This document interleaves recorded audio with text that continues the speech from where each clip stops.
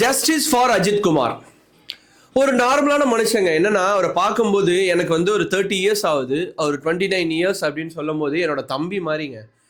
நம்ம வீட்டில் இந்த ஒரு விஷயம் நடந்தா எப்படி பதறுவோம், எவ்வளோ பெரிய ஒரு இழப்பு அப்படின்றது நிறைய பேருக்கு. இது வந்து வேற ஒரு ஊர்ல வேற ஒரு குடும்பத்துக்கு வேற ஒரு நபருக்கு நடந்ததுனால அதோட சீரியஸ்னஸ் நிறைய பேருக்கு தெரியல. ஜஸ்டிஸ் ஃபார் அஜித் குமார் அப்படின்ற ஒரு ட்ரெண்டிங் ஹேஷ்டேக் மட்டும் நம்மளுக்கு போதாதுங்க. இதுக்கான நீதி அப்படின்றது கண்டிப்பா ரொம்ப ரொம்ப சிவியரா இருக்கணும். காவல்துறையை வந்து நம்ம பெருசா நம்புறோம், நிறைய விஷயங்கள்ல நம்புறோம்.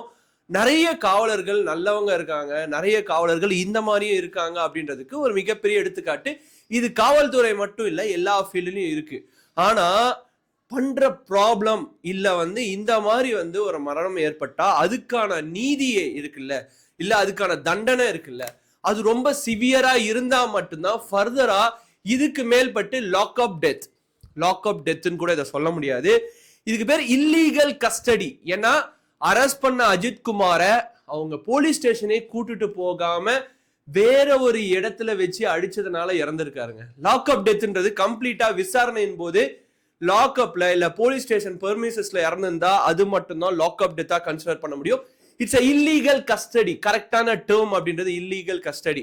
ஸோ இவர் இவ்வளோ பெரிய பிரச்சனைங்க. அஜித் குமார்ன்றவர் யாருங்க?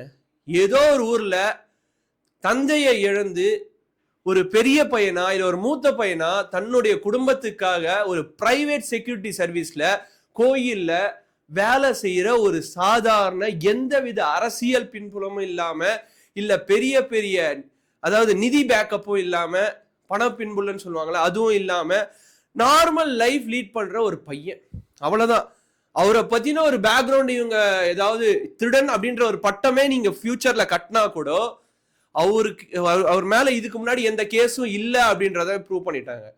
இந்த மாதிரி திருட்டு வழக்கு இல்லைன்னா மற்றவங்களை கிண்டல் பண்ண வழக்கு இல்ல கோயில்ல ஏதாவது தேவையில்லாம பண்ண இது மாதிரிலாம் எதுவுமே அவர் மேல கம்ப்ளைண்டே கிடையாது. ஸோ இன்னுமே எதுவுமே நிரூபிக்கப்படல. பட் அஜித் குமார் அவர்கள் ஒரு 2 நாளைக்கு முன்னாடி நார்மலா ஒரு வேலைக்கு போகும்போது நம்ம இப்ப இறந்துருவோம், அதுவும் போலீஸ் கஸ்டடியில இறந்துருவோம் அப்படின்னு நினைச்சு கூட பார்த்திருக்க மாட்டாரு. ஜஸ்டிஸ் ஃபார் அஜித் குமார் கண்டிப்பா வேணுங்க. ஏன் அப்படின்னு சொல்றேன்னா, ஒவ்வொரு சிட்டிசனுக்கும் நம்ம போலீஸ் கிட்ட பேசும்போது ஒரு நார்மலான ஃப்ரெண்ட்லியான ஒரு மென்டாலிட்டி இருந்தா மட்டும்தான் ஃபியூச்சரிஸ்டிக்கா நல்லா இருக்கும்.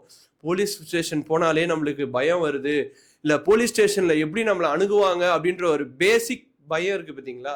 இன்ஃபேக்ட் அது எல்லாருக்குமே வர ஆரம்பிச்சிடுச்சு.